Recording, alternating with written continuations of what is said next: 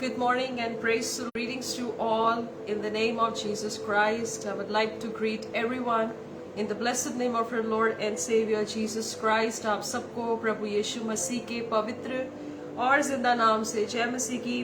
परमेश्वर आप सबको आशीष दे, बरकत दे और हम खुदा का धन्यवाद करते हैं आज इस सुंदर समय के लिए, इस नेमत के लिए जो खुदा बाप ने दी है। मैं बहुत आनंदित हूँ इस बात से कि परमेश्वर हमारे साथ है, खुदाबंद हमारी ओर है। जब परमेश्वर हमारे साथ है, हमारा विरोधी कौन हो सकता है। पिता परमेश्वर का इस बात के लिए भी धन्यवाद देती हूँ कि उन्होंने मुझे संभाला, और मैं आशा करती हूँ कि प्रभु ने आप सबको संभाले रखा है, आप पर अपनी जो दया है, कृपा है, रखी है।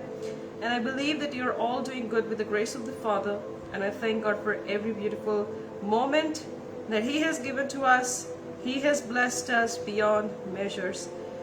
पिता परमेश्वर जो है बहुत महान है, क्योंकि वो जो है अजीम मौजज़ों को करता है। वो अजीम खुदा है जो अद्भुत काम करता है। बहुत से लोग ये दिन नहीं देख सके, बट हम परमेश्वर का धन्यवाद करते हैं हर एक बात के लिए जो परमेश्वर पिता हमारे जीवन में करते हैं।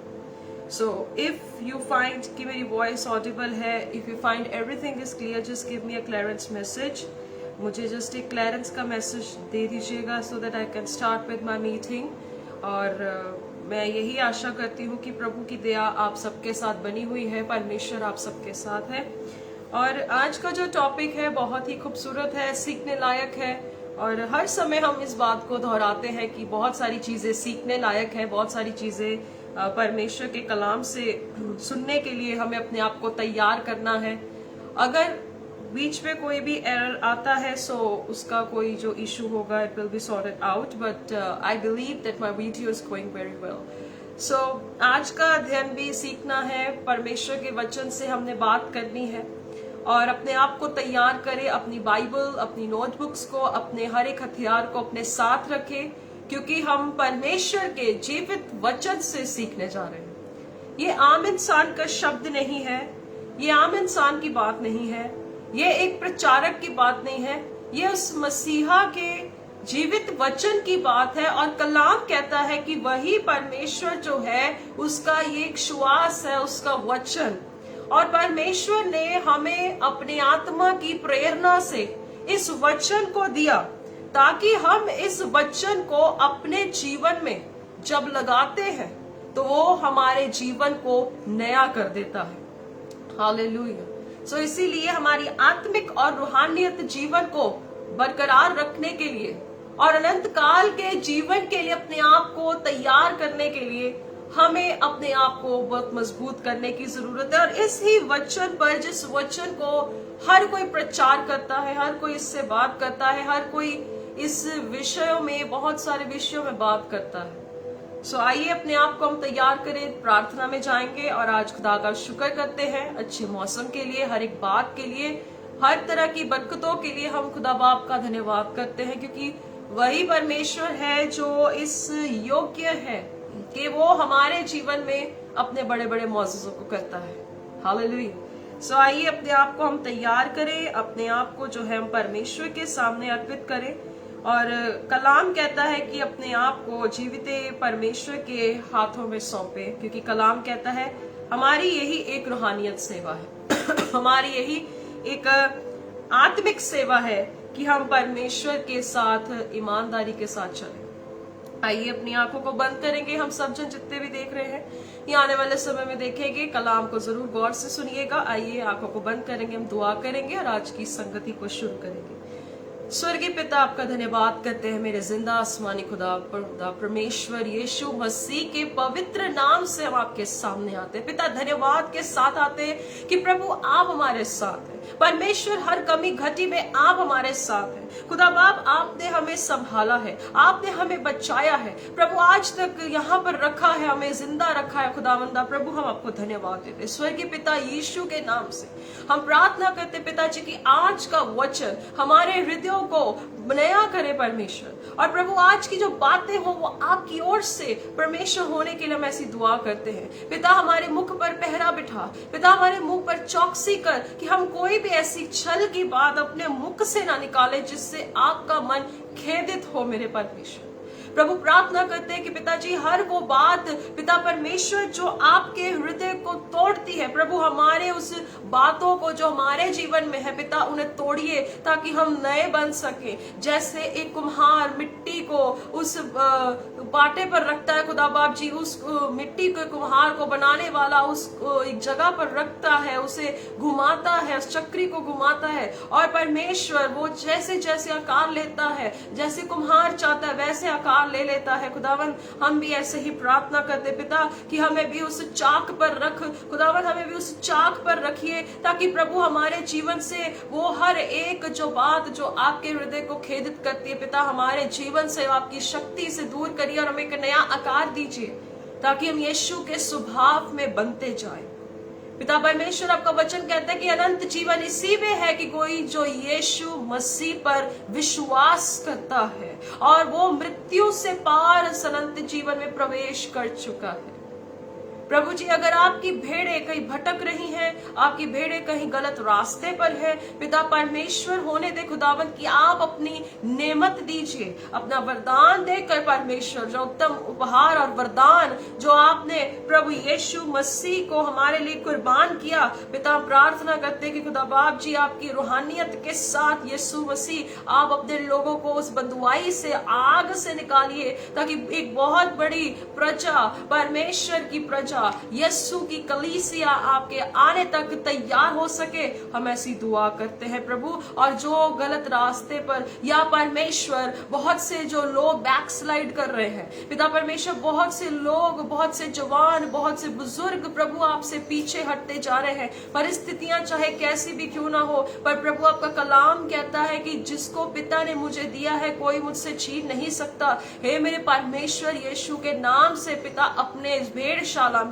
खुदा बाप उस राज्य के सुसमाचार पर जिसने विश्वास किया खुदावन होने दे परमेश्वर, बहुत से लोग आपके राज्य के लिए आ सके और वो परमेश्वर अनंत जीवन के वारिस बन सके। क्योंकि यीशु मसीह आपने जगत से ऐसा प्यार किया, आपने परमेश्वर इस जगत से ऐसी मोहब्बत की कि अपना इकलौता दिया।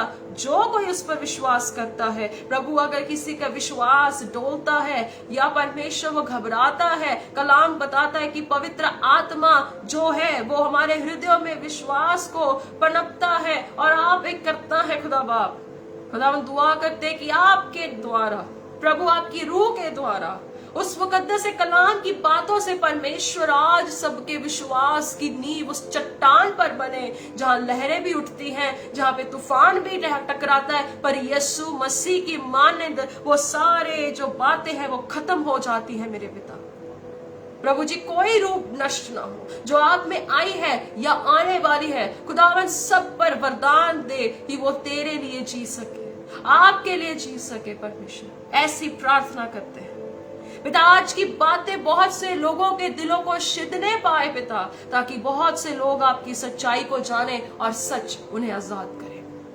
कृपा कर, दया कर, सारा इज्जत जलाल और महिमा हम आपको देते हुए इन सारी दुआओं को प्रभु यीशु मसीह के सामर्थी नाम से मांग लेते हैं। Amen, amen, amen. God bless you. परमेश्वर आपको आशीष दे और बरकत दे। प्रभु के साथ बने रहे, चाहे कोई भी कितना भी दूर हो। मैं आज आपको सच कहना चाहती हूँ, परमेश्वर का वचन कहता है कि जिसको पिता ने मेरे हाथ में दिया कोई उसे छीन नहीं सकता है, कोई भी उसे छीन नहीं सकता है। आपको हिम्मत रखनी है, प्रार्थना करनी है, मजबूत बने रहना है और यीशु के साथ एक ऐसे यीशु के साथ साथ एक ऐसे युद्ध में आपको भी लड़ना है, क्योंकि जुआ उठाने वाला, वो हल्का जुआ उठाने वाले में आप अकेले नहीं है, पर यीशु आपके साथ है। और यीशु ने कहा मेरा जुआ ले लो, और कहता मुझसे सीखो क्योंकि मैं नम्र हूं, मैं दीन हूं। हमें सीखना है, हमें सिखाना भी है, पर हमें सीखना भी है। पिता परमेश्वर का वचन हमेशा यही बात कहता है, सीखना है, सिखाना है। अगर आप सीखते हैं, सिखाना भी शुरू करें। अगर आप सीखते नहीं हैं, मत सिखाएं, क्योंकि सबसे पहले न्याय उपदेशकों का ही होगा। सो सबसे पहले सीखें। और अगर आप सीखने में कमजोर हैं या बुद्धिमत्ता नहीं है, आज की कलाम की बातों से गौर जरूर करिएगा और जरूर इस पर सोचिएगा कि सच में परमेश्वर के वचन हमेशा प्रभावशाली होते हैं। और लूका 21:37 में लिखा है, परमेश्वर का वचन कभी प्रभाव रहित नहीं रहता, वो काम करके ही आता है। पर हर एक विश्वासी, क्या वो ऐसा तैयार है कि वो परमेश्वर के साथ साथ चलने वाला एक जन बने और ऐसे हियाव के साथ चले कि कोई मुश्किल, परेशानी, परिस्थितियां कैसी भी क्यों ना हो, पर मुझे यीशु के साथ चलना है। आपको पता है याकूब, जिसको बाद में इज़राइल नाम दिया गया, उसने भी एक लड़ाई को लड़ा, एक युद्ध को लड़ा और तब तक लड़ता रहा। कहता जब तक तू मुझे आशीष ना दे दे, मैं तब तक तुझे छोड़ूंगा नहीं, मैं तुझे नहीं छोड़ूंगा। क्या हमारे अंदर ऐसी एक जज्बा है? क्या ऐसे हमारे अंदर एक फाइटिंग स्पिरिट है कि हम परमेश्वर के सामने जा सके? लूका 18 में लिखा है कि यीशु ने दृष्टांतों से बातें की और ऐसी बात की कि हम हियाव ना छोड़े और निरंतर प्रार्थना करते रहे। हम हिम्मत छोड़ देते हैं, अक्सर हमारी हिम्मत खत्म होने लग जाती है जब परिस्थितियां बदलती नहीं है। यीशु मसीह ऐसे लोगों के लिए नहीं बैठा है, यीशु ऐसे लोगों के लिए तैयार है जो हिम्मत रखते हैं लड़ने के लिए। लड़ने का एक योद्धा, आप एक गिदोन की नाई लड़ने के लिए परमेश्वर ने भी आपको चुना है, जिसको परमेश्वर शूरवीर कहता है, वॉरियर कहता है। हमें वॉरियर बनना है, हमें फाइटर बनना है। हमारे लिए ये जरूरी नहीं है जंग वो क्या होगा, रिजल्ट क्या होगा, पर जो यीशु के साथ चलते हैं वो हमेशा विजय में चलते हैं। और कलाम कहता है कि हर एक बात मिलकर भलाई ही को उत्पन्न करती है, हर एक चीज में भलाई है, हर घाटे में भी भलाई हो सकती है। आपको शायद समझ ना आ रहा हो, आपको अभी पता ना लग रहा हो, आपकी बात में, आपके दिमाग में, आपके चित्त में वो बात शायद नहीं समझ आ रही हो, पर परमेश्वर का कलाम कहता है हर एक बात मिलकर भलाई को ही उत्पन्न करती है जो यीशु से मोहब्बत करते हैं। क्या बात! हमारा प्रभु बहुत महान है। उसके साथ चलने के लिए एक फाइटिंग स्पिरिट भी होनी चाहिए, एक जलन होनी चाहिए, क्योंकि हमारा परमेश्वर भी हमारे प्रति जेलसी रखता है कि कोई मेरे बच्चे को छीन ना ले, क्योंकि वही परमेश्वर हमेशा हमें उकाब के ऊपर बैठा कर रखता है कि कोई उसे नष्ट ना कर दे। हालेलुया। आइए परमेश्वर के पवित्र वचनों से बात करेंगे। अगर आपको जरूर इन बातों पे गौर करना है, आपको जरूर इन बातों पर ध्यान देना है, और अगर चाहते हैं आप इसे जरूर आगे तक भी शेयर कर सकते हैं, जरूर करिए, क्योंकि वचन शेयर करने से किसी की कुछ भी कोई कॉस्ट नहीं होती है। हम बहुत सारी चीजें शेयर करते हैं, बहुत सारे टिप्स शेयर करते हैं, बहुत सारे वीडियोस को, कमेंट्स को, या तमाम उन चीजों को शेयर करते हैं। कभी खुदा के कलाम को किसी व्यक्ति को शेयर करिए, सच में उसका जीवन हो सकता है, जिस कष्ट से वो गुजर रहा होगा वो उस कष्ट से भी बाहर आ सकता है। हालेलुया। सो आइए परमेश्वर के पवित्र वचन से हम देखेंगे। आज का जो वचन है बहुत खूबसूरत है, हर वक्त मैं इस बात को कहती हूँ, बट आज सच में बहुत ही अच्छा वचन है। और परमेश्वर का वचन, आज का जो टॉपिक है नॉलेज ऑफ गॉड्स वर्ड, परमेश्वर के वचन का ज्ञान। यूनानी लोग जो होते थे वो ज्ञानवान होते थे, वो बहुत ज्यादा कहते थे कि हम बहुत ज्ञानी लोग हैं। और यूनानी शास्त्री फरीसी जो अपने आप को व्यवस्था में बड़े निपुण मानते थे, वो ही यीशु मसीह के सामने डिबेट करने के लिए आते थे। और कलाम बताता है कि जो अपनी नजर में बुद्धिमत्ता के साथ कहता है कि मैं बड़ा बुद्धिमान हूं, कलाम कहता है कि वो परमेश्वर के सामने मूर्छित और मूर्ख व्यक्ति है। क्योंकि बहुत सारे लोग कहते हैं कि मुझे बहुत ज्ञान है, मुझे बहुत मेरे को बहुत ज्यादा रेवलेशंस मिलते हैं। अच्छी बात अगर खुदा आपको रेवलेशन देता है, पर क्या उस रेवलेशन से बहुत से लोग के जीवन बदल रहे हैं? क्या उस ज्ञान से, उस बात से क्या सच में प्रजा बच रही है या वो प्रजा नष्ट हो रही है? ज्ञान हर एक के लिए होता है, सबके लिए होता है, लेकिन सबसे पहले आपको और मुझे भी ये बात को समझना है कि ज्यादा ज्ञान होने से क्या नाश का कारण हो सकता है? बिल्कुल हो सकता है, क्योंकि शास्त्री, फरीसी और यूनानी लोग भी अपने आप को ज्ञानी कहते थे, तो यीशु से डिबेट करने के लिए वो आ पड़ते थे। और यीशु मसीह कलाम बताता है छोटी आयु से, लूका 2:52 में, लूक 2:52 में लिखा है, प्रभु यीशु मसीह उम्र में जैसे जैसे बढ़ते गए वो कलाम की मानिंद की बातों को भी गौर करते थे और कलाम की बातों को पढ़ते थे। तभी 12 साल की उम्र में मंदिर में बैठ के वो उपदेश दे रहे थे। हालेलुया। सो अजीजों, ज्यादा ज्ञान होना भी नाश का कारण हो सकता है। और कलाम कहता है कि एक इंसान को इस बात पे घमंड नहीं करना चाहिए कि मेरे पास बुद्धि है। बुद्धिमान अपनी बुद्धि पे ना घमंड करे, जो बलवान है वो अपने बल पर घमंड मत करे, पर इस बात पे घमंड करे कि वो मुझे जानता और मुझे समझता है। मुझे ये स्क्रिप्चर बहुत पसंद है। मुझे इतना ये बहुत बहुत अच्छी बात परमेश्वर कहते हैं कि भाई तुम्हें अपनी बातों पर गुरूर नहीं होना चाहिए, पर तुम्हें इस बात पे गुरूर होना चाहिए कि तुम मुझे जानते हो, मुझे समझते हो। और कलाम ये भी कहता है जिसकी गवाही परमेश्वर देता है उसे एक्सेप्ट किया जाता है, उसे एक्सेप्ट किया जाता है। परमेश्वर जब किसी की गवाही देता है वो ग्रहण योग्य होता है। हालेलुया। सो आइए देखेंगे परमेश्वर के वचन से। आप सब इस वचन को जानते हैं, होशे चैप्टर 4:6। होशे की पुस्तक उसकी 4 बाब और उसकी 6 नंबर आयत। हम जानते हैं होशे कौन है, पर अगर किसी को नहीं पता है मैं आपको बता देना चाहती हूँ होशे कौन है। होशे परमेश्वर का जन था, परमेश्वर का नबी था, और वो जो था इजरायलियों में जाकर परमेश्वर के उस न्याय के विषय में उन्हें गाइड करता था और उन्हें वो बार बार बताता था कि परमेश्वर की जजमेंट आने वाली है। और परमेश्वर ने होशे को कहा तुम एक वेश्या से शादी करो, एक व्यभिचारिणी से शादी करो। और उसने गोबर नाम की एक औरत के साथ शादी की। और परमेश्वर ने होशे के जीवन में ये इसीलिए किया ताकि होशे परमेश्वर के दिल को समझ सके। और जब उसकी पत्नी ने उसके साथ बेईमानी की तो परमेश्वर ने कहा मेरी प्रजा भी ऐसी ही है। मेरी खुद की प्रजा जिसे मैंने मिस्र से छुड़ाया, जिसके बाप दादाओं को मैंने संभाला, कहते वही प्रजा ऐसी निकली। वो मेरे को छोड़कर, कहता कलाम कहता मुझे छोड़कर पराये देवताओं के सामने चली गई। हालेलुया। हमारा परमेश्वर जलन रखता है।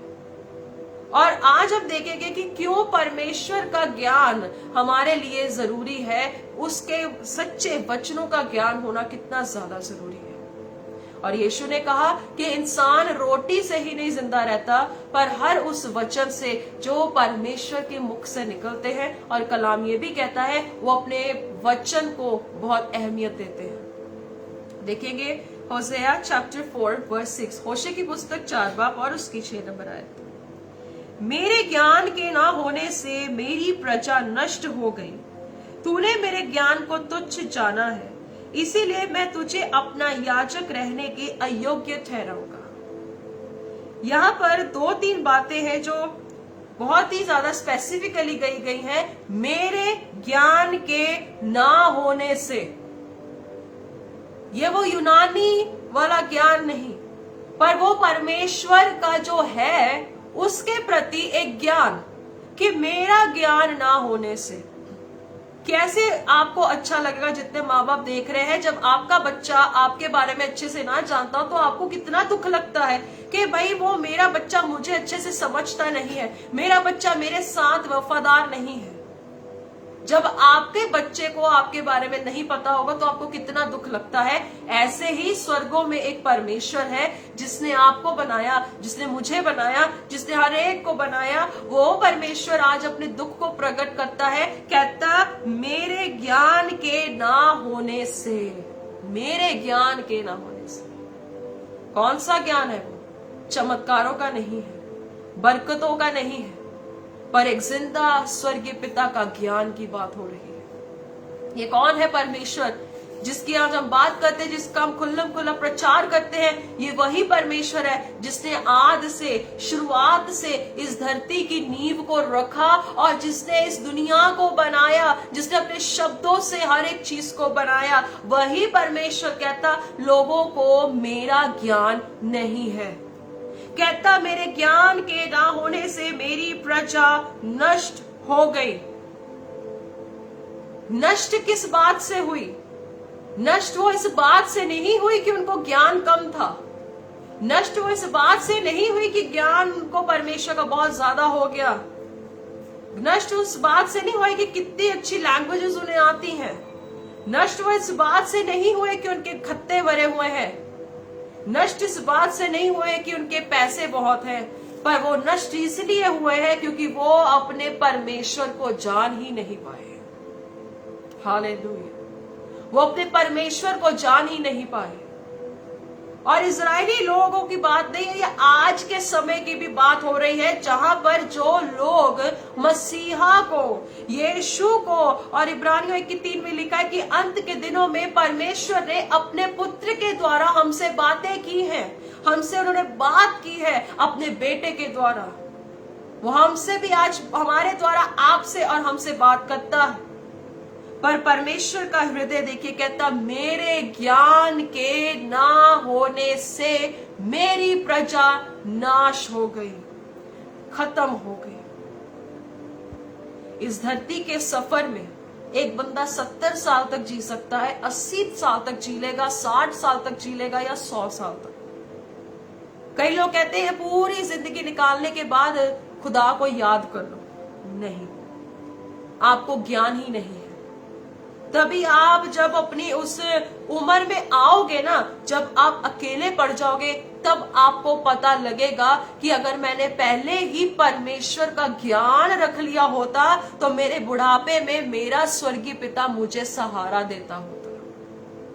हालेलुया।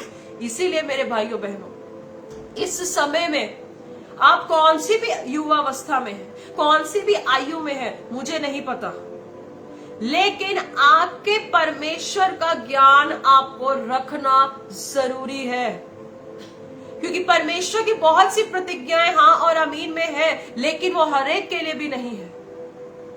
कलाम कहता है कि जब तू मुझे याद रखेगा तो मैं तेरे बुढ़ापे में तुझे सहारा दूंगा, मैं तुझे छुटकारा दूंगा।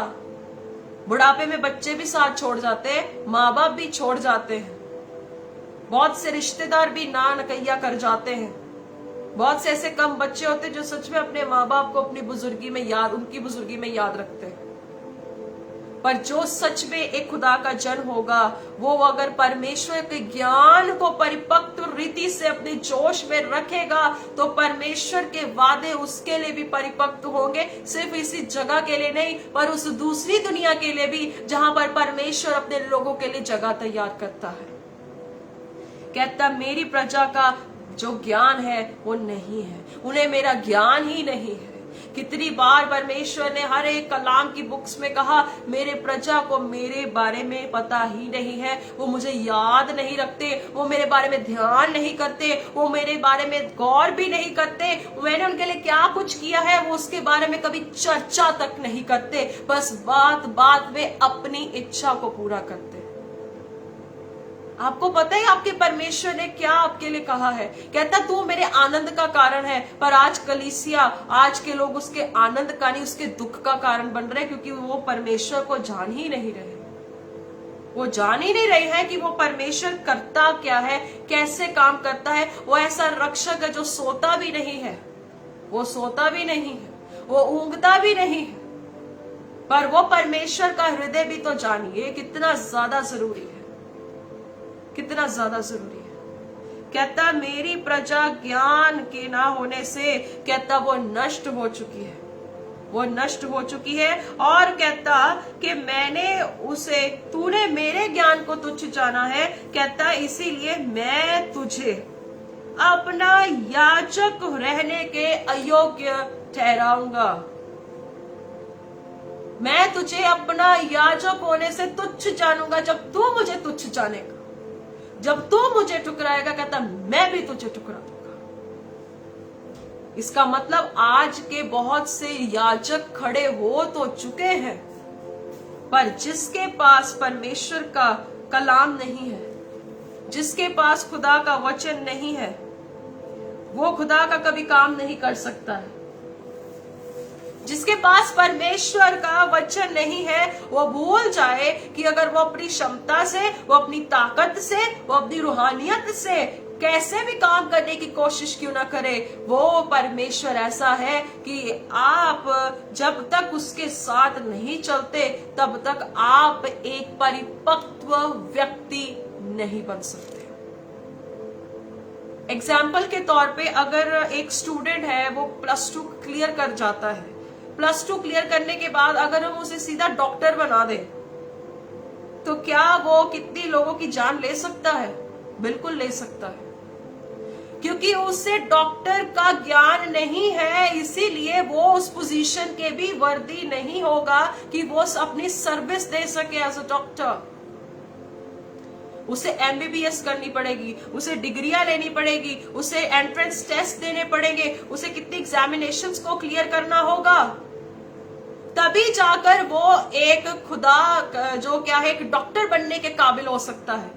जब एक डॉक्टर बनने के लिए इतने सारे प्रोसीजर्स होने के बाद पता लगता है कि वो एक कैपेबल बंदा या बंदी बन गया है जो सच में सर्विस दे सकता है, ऐसे ही आत्मिक दुनिया में हमें भी बहुत सी चीजों को क्लियर आउट करना है। हमें वचन में मजबूत होना है, ज्ञान में मजबूत होना है, ताकि हम उसकी नजर में एक योग्य position holder as a priesthood में, क्योंकि पहला पत्रस 2:9 में लिखा है, हमें याजकों का समूह कहा गया है, हमें राजपदधारी लोग कहा गया है। पर उस पोजीशन के काबिल होने के लिए आज इंसान एक दुख को भी झेल नहीं सकता। वो कहता है कि जब यीशु में आ गए हैं तो हमारे लिए सब कुछ सामान्य होगा। नहीं, जब यीशु में आ जाते हो तो पहले से तैयार रहो कि लहरें उठेंगी ही उठेंगी। अगर यीशु आपकी नाव में होगा तो यीशु मसीह आपके साथ साथ आपके किनारे तक आपकी लहरें चाहे उठेंगी, वो आपको डुबा नहीं सकेगी, वो आपको कभी भी नीचे क्या है धकेल नहीं सकती, क्योंकि वो यीशु जब किश्ती में आ जाता है तो वो ऐसा अलौकिक काम करता है कि वो आपको लहरों पर चलने की ताकत भी दे सकता है। बस सवाल ये है, हमें प्रभु को परखना नहीं है, प्रभु को टेस्ट नहीं करना है। बहुत से लोग इतने निर्बुद्धिता से चलते हैं, सांप को उठा लेते हैं, कहते हैं कि प्रभु का वचन कहता है कि तू सांपों और बिच्छुओं को क्या है कुचलेगा, रौंदेगा। फिर जब वो सांप उसे डसता है, वो मर जाता है, फिर उससे पूछा जाता है कि भाई तूने क्या किया है? परमेश्वर का कलाम कहता है, तू मुझे मत परख, मुझे मत परख। ज्ञान लीजिए, अंडरस्टैंड करिए कि परमेश्वर ने अगर इस बात को कहा है तो क्यों कहा है, परमेश्वर ने इस बात पर गौर किया है तो क्यों किया है, परमेश्वर ने अगर हमें बोला है प्रार्थना करो तो क्यों करना है, अगर खुदा बाप ने कहा है कि मन के आनंद से तुम दान दो तो क्यों कहा है। समझो बातों को, ज्ञान रखो। ज्ञान रखोगे तो परमेश्वर के याजकों के समूह के योग्य निकलोगे। अगर ज्ञान नहीं रखोगे, आप चाहे दुनिया की नजर में बहुत अच्छे पोजीशन होल्डर हो, बहुत अच्छे पर्सन हो, रिस्पेक्टेड हो, सैलरी अच्छी है, जॉब अच्छी है, एवरीथिंग इज गुड, पर परमेश्वर की नजर में बहुत बड़े जीरो हो, जीरो हो। आपको क्या पता क्या परमेश्वर आपके लिए करता है। बाइबल कहती कि तू उसके उपकार को मत भूल। जब एक इंसान भूल जाता है ना कि मैं कहां से निकला हूं, नाश वहीं पर उसका है, क्योंकि उसे ज्ञान ही नहीं है कि उसके परमेश्वर ने उसके लिए क्या कुछ किया। अगर मैं अपने जीवन के बात, दूसरों को छोड़ो, मैं अपनी बात करती हूं। मेरे जीवन में मेरे परमेश्वर ने मुझे मौत से बचाया। मुझे बचाया गया तब जब मेरा बचने का कोई चांस भी नहीं था। इतनी बीमारियों से निकली, शैतान ने मुझे नष्ट करने की कितनी कोशिश की, मेरा एक्सीडेंट भी करवाया, पर परमेश्वर का हाथ मेरे साथ था। खुदा बाप ने मुझे संभाला। आज तक मैं एक एक बात ना मेरे आंखों के सामने स्क्रीन की तरह चलती है, क्योंकि मुझे पता है मेरे परमेश्वर ने मेरे लिए क्या किया, मुझे पता है क्या करता है, क्या कर सकता है और उसने क्या क्या कर रहा है। जब हम भूल जाते हैं ना, घमंड नाश का कारण बनता है। आइए एक और वचन देखेंगे, Proverbs chapter 18 verse 15, नीति वचन 18:15।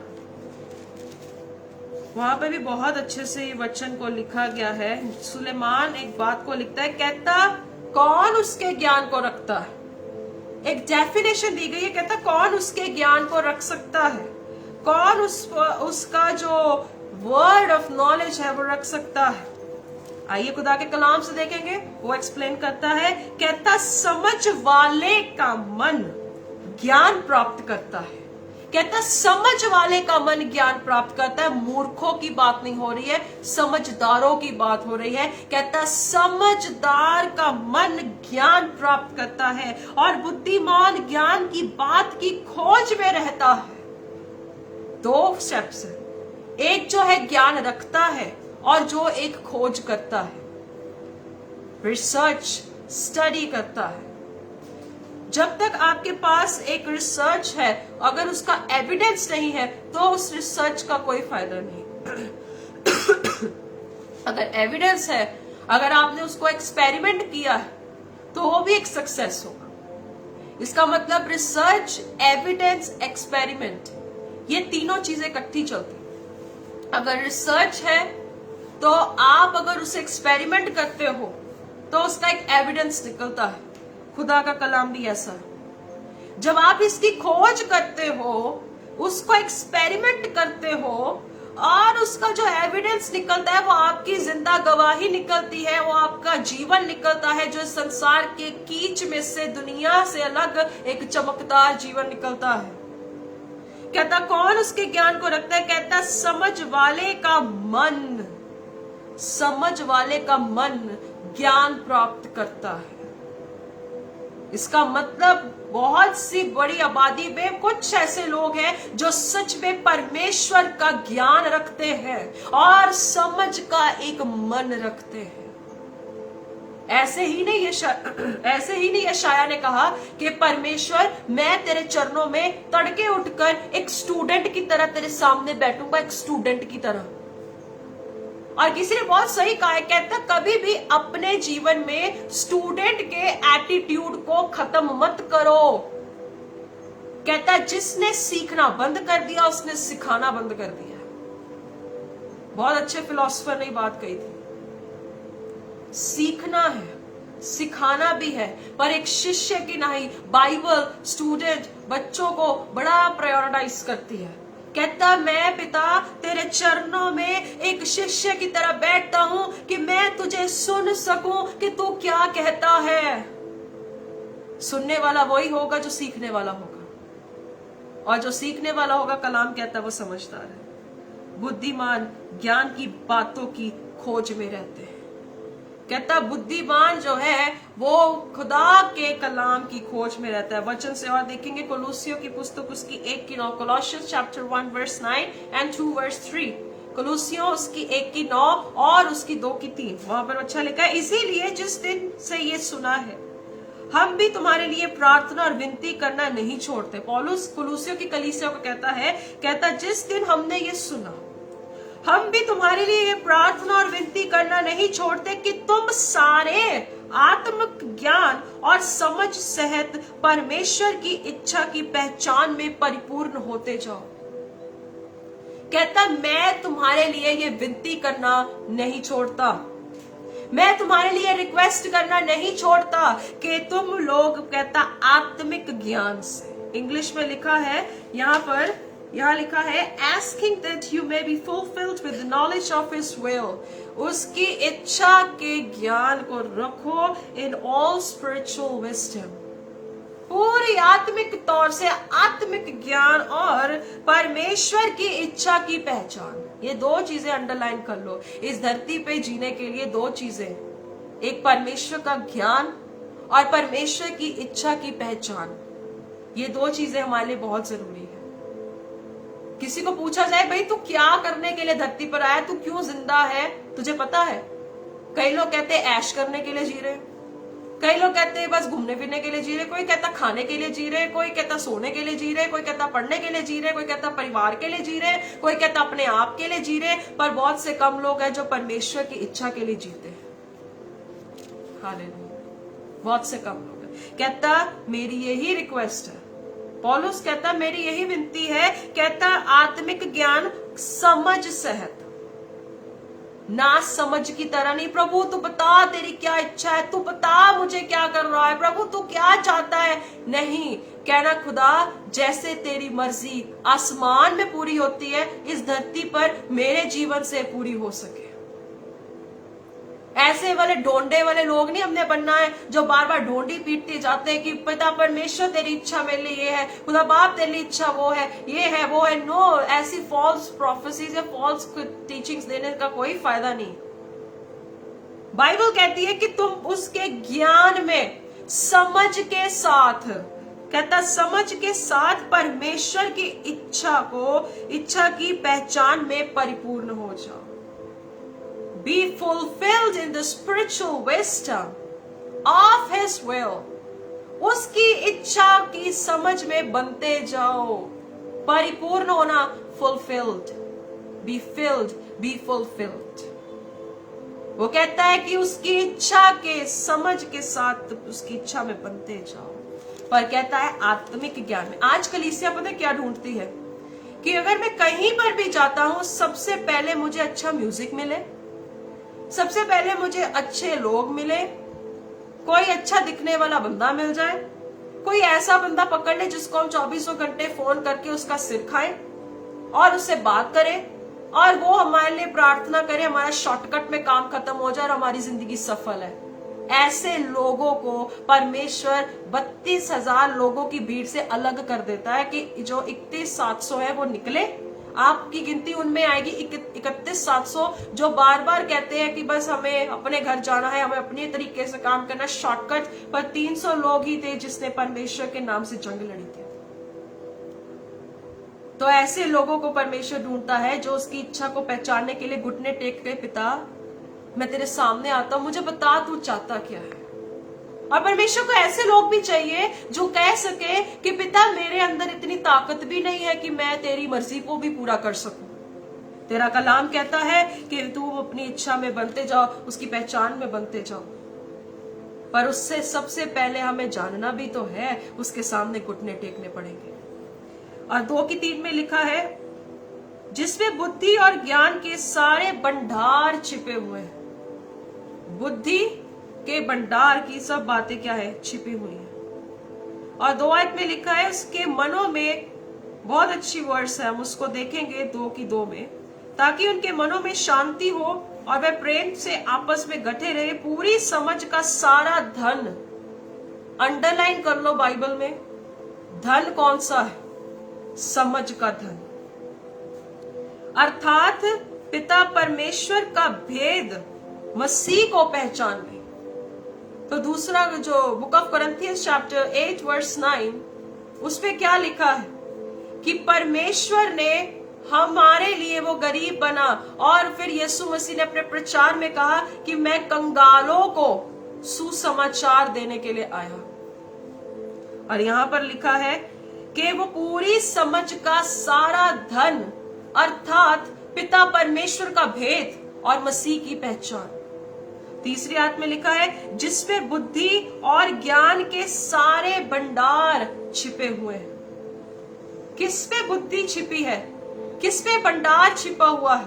और कलाम कहता है मसीह में छिपा हुआ है, मसीह में है, यीशु में है। और आपको किसके सामने जाना है? देखिए, इंसान जब प्रचार करता है कई बार वो गलत भी हो सकता है, पर यीशु मसीह हमारा उत्तम गुरु है जो हर वक्त हमारे लिए वेट करता है कि कोई मेरे पास आए और कहे कि प्रभु मुझे तेरी पहचान में और उस भेद को जानना है जो मेरी जिंदगी को बदल देता है, मेरी अंदर के इंसान को नया कर देता है। हालेलुया। आइए वचन से देखेंगे सभोपदेशक एक्लेसियास्टिक्स चैप्टर 7 वर्स 12। पानी Ecclesiastes chapter 7 verse 12. सबोपदेशक उसकी 7 बाब और उसकी 12 नंबर आयत। क्योंकि बुद्धि की आड़ रुपए की आड़ का काम देता है, परंतु ज्ञान की श्रेष्ठता यह है कि बुद्धि से उसके रखने वालों के प्राण की रक्षा होती है। हालेलुया। कलाम कहता है कि बुद्धि की आड़, इंग्लिश में बहुत अच्छा लिखा है, इंग्लिश में ऐसा लिखता है, protection of wisdom is like protection of money. जैसे एक घर में एक इंसान पैसे को जमा करता है कि आने वाले समय में वो पैसा मेरे खर्चों में, मेरे रेंट में, मेरे एक्सपेंसेस में निकल जाता है। और ये सबोपदेशक 7 की 12 बड़ी अच्छी आयत है। यहां लिखा है, कहता कि बुद्धि की आड़ रुपए की आड़ का काम देती है। कहता है जैसे एक इंसान अपने जो बैंक अकाउंट्स में या अपने घर की तिजोरियों में पैसा जमा कर करके रखता है कि वो काम आएगा, ऐसे ही हमारी बुद्धि होती है, ऐसे ही हमारी समझ होती है, ऐसे ही परमेश्वर का ज्ञान होता है। वो तब लगता है जब हमारी जिंदगी में हम एक लड़ाई में, एक मलयुद्ध में, हम एक ऐसी परिस्थितियों में होते जहां पे परमेश्वर के वचन के अलावा कोई और चीज है ही नहीं जो हमें बचा सके। तो जैसे एक इंसान पैसा जोड़ता है, एफडीज जोड़ता है, बहुत सारे रेकरिंग डिपॉजिट्स को रखता है कि आने वाले समय में वो जब दुगना होकर हमें मिलेगा तो वो हमें एक अच्छा प्रतिफल देगा। ऐसे ही हमारा परमेश्वर का ज्ञान है। जितना उसे हम अपने अंदर रखेंगे, जितना हम उसे अंदर पनाएंगे, जितना उसको पनपेंगे, जितना उसको दुगना कर कर हम कार्य करेंगे, वो भी हमें एक प्रतिफल देगा। क्या बात है, वो भी हमें एक रिवॉर्ड देगा।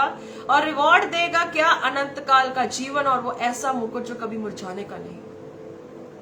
कहता बुद्धि की आड़ रुपए की आड़ का काम देती है। इसको टिक कर लेना चाहिए क्योंकि ये वचन बहुत अच्छा है। और कहता ज्ञान की श्रेष्ठता ये है कि बुद्धि से उसके रखने वालों के प्राण की रक्षा होती। आपकी रूह की, आपकी आत्मा की, जो कभी मरेगी नहीं, उसकी प्रोटेक्शन पता है कैसे होगी? विजडम से।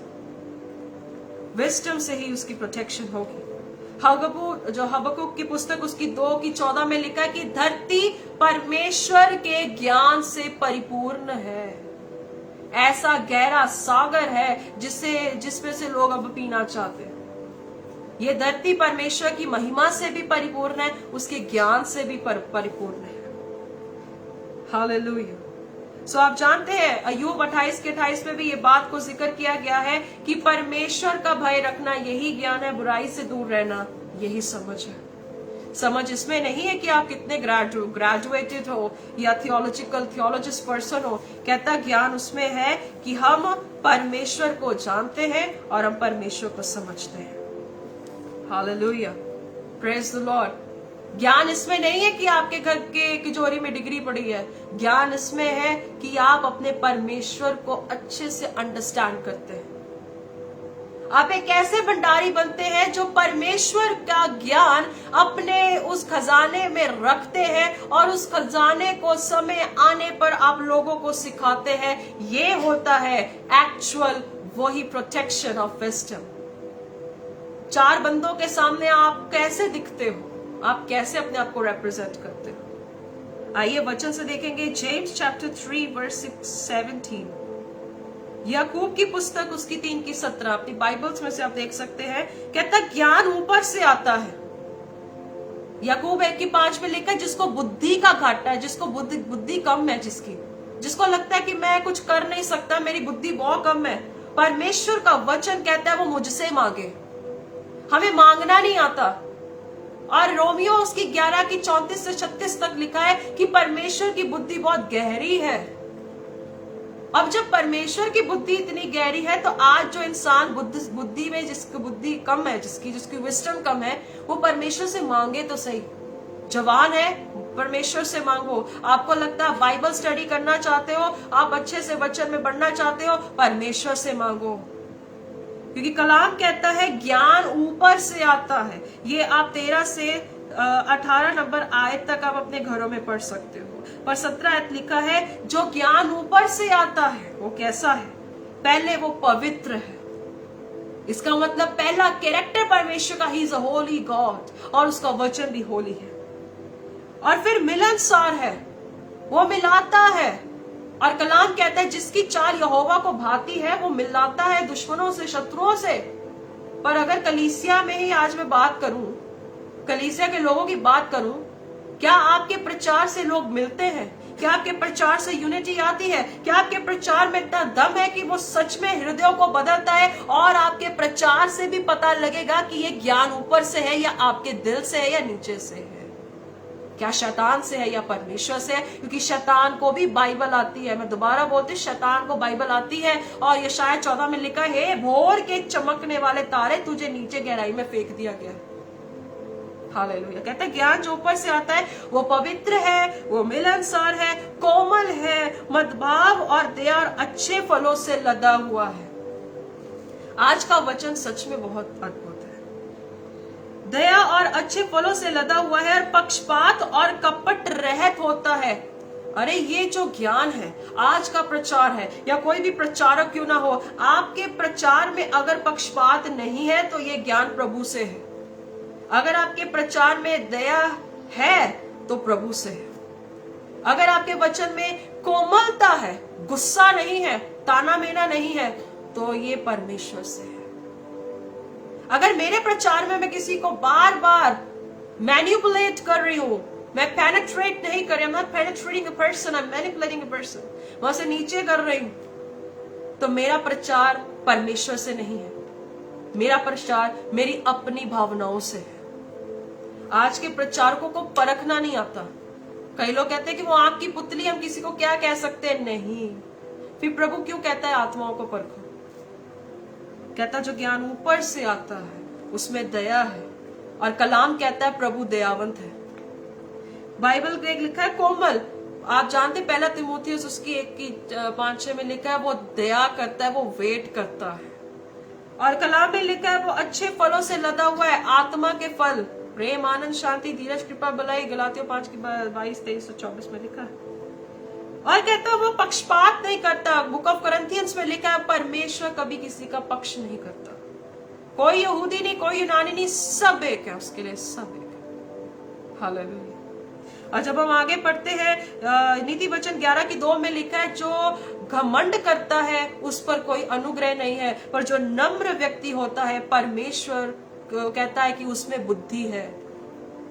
जो घमंड करता है ना, जो प्राइड में होता है, उसमें ज्ञान नहीं है, उसमें समझ नहीं है। पर जो सच में हम्बल है, परमेश्वर कहता है कि उसमें बुद्धि है।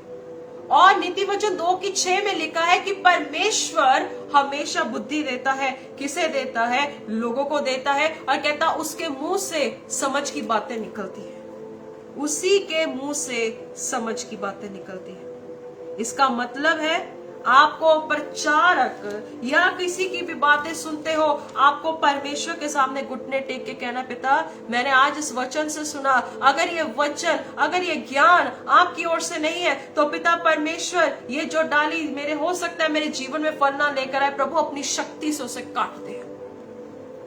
अगर ये प्रचार करना मेरे जीवन में फल लेकर आता है, पिता परमेश्वर होने दे कि मेरे अंदर से ये फल बनते जाए और मैं तेरा कहला सकूं, और मेरे अच्छे कामों से, अच्छे भले कामों से, अच्छे फलों से पिता तेरी महिमा हो सके। जब प्रचार सुनते हो, किसी का भी सुनते हो, प्रार्थना जरूर करनी है कि पिता क्या ये तेरी ओर से है? क्योंकि बाइबल में अब आप समझदार आज हो गए हो। याकूब 3:17 में लिखा है जो ज्ञान ऊपर से होता है वो कोमल होता है, मदभाव होता है, पक्षपात नहीं होता है, दया होती है, पवित्र है और मिलनसार है।